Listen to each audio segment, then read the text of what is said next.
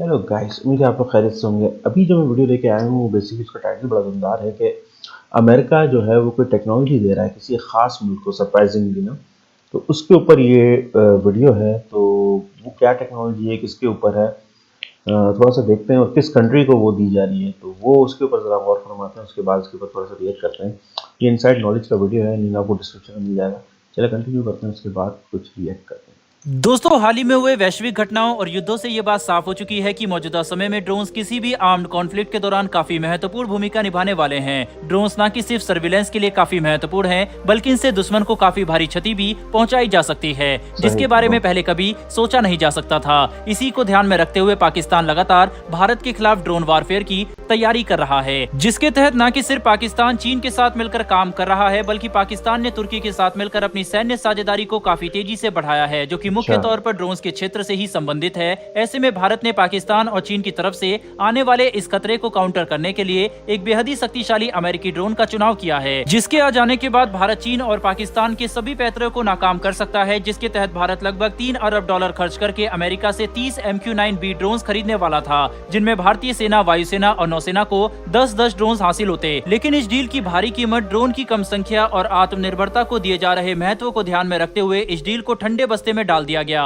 और बातें ज्यादा ओह। आगे नहीं बढ़ सकी। लेकिन अब MQ-9B ड्रोन्स को बनाने वाली कंपनी जनरल एटॉमिक्स ने भारत को एक काफी बड़ा ऑफर दे दिया है, जो कि इस डील में गेम चेंजर साबित हो सकता है। दरअसल दोस्तों, जनरल एटॉमिक्स ने भारत को एक काफी बड़ा ऑफर दिया है, जिसके तहत उन्होंने ये बात साफ कर दी है कि अगर भारत इस $3 अरब की डील के तहत 30 MQ-9B ड्रोन खरीदने के लिए आगे बढ़ता है, तो वह इस ड्रोन की नीच टेक्नोलॉजी भारत के साथ साझा करने के लिए तैयार है, जिसका इस्तेमाल भारत अपने स्वदेशी मेल और हेल ड्रोन प्रोग्राम में कर सकता है। भारत ने ये योजना काफी पहले ही बना ली थी कि हम ज्यादा बड़ी संख्या में कोई भी रक्षा उपकरण विदेशों से आयात नहीं करेंगे, और अगर कोई बड़ी रक्षा डील की जाती है तो उस डील के तहत या तो भारत को काफी बड़ी संख्या में ट्रांसफर ऑफ टेक्नोलॉजी या फिर लोकल असेंबली जरूर मिलनी चाहिए, ताकि हम उस डील का पूरा फायदा उठा सके। ऐसे में भारत चाहता है कि हमें MQ-9B ड्रोन्स की ट्रांसफर ऑफ टेक्नोलॉजी मिले, जिसके तहत भारत का खास ध्यान इस ड्रोन के डिटेक्ट एंड अवॉइड सिस्टम और लिंक्स मल्टी मोड रडार पर है, क्योंकि MQ-9B ड्रोन का डिटेक्ट एंड अवॉइड सिस्टम इतना ज्यादा शक्तिशाली है कि इसे ऑपरेट करते समय अगर किसी सिविलियन एयर स्पेस से भी गुजरना पड़ता है तो इसके लिए हमें पैसेंजर एयरक्राफ्ट को रोकने या फिर कोई स्पेशल एयर कॉरिडोर बनाने की जरूरत नहीं होगी, बल्कि ये ड्रोन सिविलियन एयर ट्रैफिक के बीच से खुद ही गुजर सकता है, वह भी बिना किसी एक्सीडेंट के, जो कि इसे काफी शक्तिशाली और सैन्य ऑपरेशन के दौरान काफी इफेक्टिव बनाता है। वहीं पर इस ड्रोन में मौजूद लिंक्स मल्टी मोड रडार अपनी ट्रैकिंग कैपेबिलिटी और कई अलग अलग तरह के ट्रैकिंग मोड्स के लिए काफी ज्यादा फेमस है, जो कि इसे एक बेहद ही हाई परफॉर्मेंस सिस्टम बना देता है, जिसका इस्तेमाल करके ये ड्रोन किसी भी मौसम में और किसी भी हालात में बहुत ही हाई क्वालिटी की इमेज कैप्चर कर सकता है, जिससे सैन्य ऑपरेशन के दौरान काफी सहायता होती है। साथ ही इस रडार की सहायता से ये drone maritime wide area search करने में भी सक्षम है। इतना ही नहीं, बल्कि अभी तक ऐसे लगभग 400 ड्रोन बनाए जा चुके हैं, जिन्हें दुनिया भर के देश ऑपरेट करते हैं। खुद अमेरिका भी इन ड्रोन का इस्तेमाल काफी बड़े स्तर पर करता है। वहीं पर MQ-9B ड्रोन को ऑपरेट करने के लिए सिर्फ 2 ऑपरेटर की जरूरत पड़ती है, जो कि किसी भी ग्राउंड स्टेशन से इस ड्रोन को कंट्रोल कर सकते हैं। साथ ही इस ड्रोन को ऊर्जा प्रदान करने के लिए इसके अंदर हनीवेल का एक 900 हॉर्स पावर की क्षमता वाला इंजन मौजूद है, जिसकी सहायता से MQ-9B अपने 7 हार्ड पॉइंट्स पर लगभग 1400 किलोग्राम के हथियार लेकर उड़ सकता है।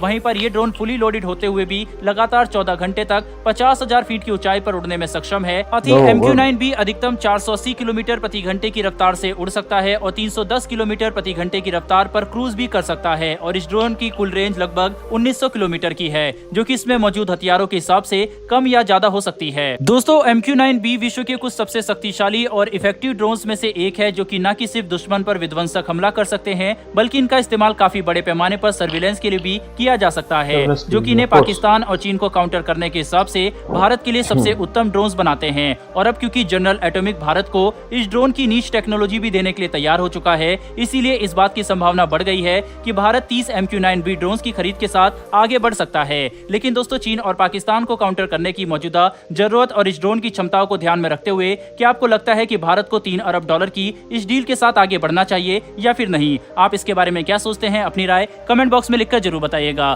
साथ ही अगर आपको ये इन्फॉर्मेशन और वीडियो पसंद आई हो तो वीडियो को लाइक करके हमारी आने वाली डेली ऐसी वीडियो के लिए चैनल को सब्सक्राइब कर बेल नोटिफिकेशन अवश्य दबा ले। फिर मिलेंगे ऐसी एक नई वीडियो के साथ। धन्यवाद। जय हिंद। देखिए, बड़ी प्यारी बात इसमें इन्होंने ये बताई कि ये जो ड्रोन है, खासतौर पे ये जो ड्रोन है, इसके अंदर काफ़ी कैपेबिलिटीज़ हैं। मतलब ये कि मुझे याद है कि अभी एयर चीफ ने कहा था, इंडिया की एयर चीफ ने कहा था कि ड्रोन जो है वो रिप्लेसमेंट नहीं हो सकते एक ऐसे जहाज का जिसमें पायलट खुद बैठता हो, और वो हमें बहुत ज़रूरत है, मतलब फाइटर जेट्स की हमें हमेशा ज़रूरत रहेगी, और ड्रोन उसका रिप्लेसमेंट नहीं हो सकता। और ये बिल्कुल सही कहा था उन्होंने। अच्छा, बात ये है कि ये जो ड्रोन इन्होंने अभी बनाया है, ये काफ़ी बेहतर है मतलब आम ड्रोन से काफ़ी ज़्यादा इसके अंदर कैपेबिलिटीज़ हैं। एक पॉइंट मैं आपको यहाँ पे बताना चाहूँगा कि आप लोगों को लगता होगा, एक चीज़ अजीब सी लगती होगी कि इतने बड़े बड़े ड्रोन्स क्यों आ रहे हैं, और इन सब की इतने बड़े होने की क्या ज़रूरत है, ऐसा क्या है कि इनको, क्योंकि आजकल सब जानते हैं कि छोटे छोटे ड्रोन्स हैं, बहुत बहुत छोटे छोटे ड्रोन्स हैं, और वो कुछ भी, कोई भी ऐसा केमिकल कैरी कर सकते हैं या बायोलॉजिकल वेपन कैरी कर सकते हैं। बात सारी ये है कि जब भी जंग होती है ना, तो वो इन दोनों चीज़ों से हटके होती है, केमिकल वेपन्स और बायोलॉजिकल वेपन से हटकर ही जंग होती है ये और उसी हिसाब से इन्हें अपनी चीज़ें, अपने इक्विपमेंट्स, अपने वेपन सारे उसी हिसाब से रखने पड़ते हैं। अदरवाइज ये जंग तो यार यूं ही जीत जाए, कोई भी मुल्क जीत जाए, जो छोटे छोटे ड्रोन छोड़ के कोई भी केमिकल छोड़ सकते हैं और सारी आबादी को आप नष्ट कर सकते हैं। तो ये बड़ी कंट्रोल वारफेयर होती है, और उसकी वजह से ये इस तरह के ड्रोन बनाए जाते हैं कि जो कि मैक्सिमम अपना किरदार अदा करें, और वो जो कि क्लास, जैसे हम कहते हैं ना क्लास 3 वेपन्स, तो क्लास 5 वेपन्स या मिलिट्री या फिर मिलिट्री ग्रेड वेपन जितने भी होते हैं, ये उनको ले जा सके, ना कि बायोलॉजिकल और केमिकल वेपन्स के लिए कुछ हो ऐसा। तो ये इसी लिए तैयार किए जाते हैं। और दूसरा ये कि ये जो खासतौर पे ये जो इन्होंने बताया कि ये ड्रोन काफी हद तक वो पावरफुल है, तो इंडिया को जब भी इन्वेस्ट करना चाहिए, पहले इसको देख ले कि टेक्नोलॉजी किस तरह की। बेसिकली इंडिया टेक्नोलॉजी बाय कर रहा है, ना कि ड्रोन बाय कर रहा है, समझ रहे। तो ये भारी पावर पैसे जो है ना, वो टेक्नोलॉजी बाय करने की ही है, और एक बार टेक्नोलॉजी आ गई तो फिर वो वैसे है, उसके ऊपर वो इंडिया खुद भी उसको कू अप कर लेगा। तो ये चीजें बस इसमें काउंट करती हैं कि इन्वेस्टमेंट तो भारी है, लेकिन क्या टेक्नोलॉजी इस तरह की है। क्योंकि देखें, एक फाइटर जेट को हम रोक के कम से कम अपने कहते हैं ना 15-16 ड्रोन छोड़ दें, तो वो तकरीबन एक बराबर हो जाता है। फाइटर जेट की अहमियत ये है कि फाइटर जेट के अंदर आदमी बैठा होता है और वो डिसीजन बहुत जल्दी ले लेता है। 2 मिनट के अंदर, मैं कह रहा था ना कि डॉग फाइट होती है तो सारा सीन 2 मिनट के अंदर खत्म हो जाता है। तो कुछ ऐसी सिचुएशन होती है जो कि ड्रोन हैंडल नहीं कर सकता है इस सारी चीज को ना, और या फिर अंदर नीचे बैठ के भी अगर कोई कंट्रोल कर रहा है वीडियो गेम की तरह, तो वो भी हैंडल नहीं कर सकता, उसको जहाज के अंदर ही होना जरूरी है, ताकि उसके सारे सेंसेस काम करें। तो ना 2 मिनट के अंदर डिसीजन लेने हैं आपको, तो वो बहुत खतरनाक बात हो जाती है।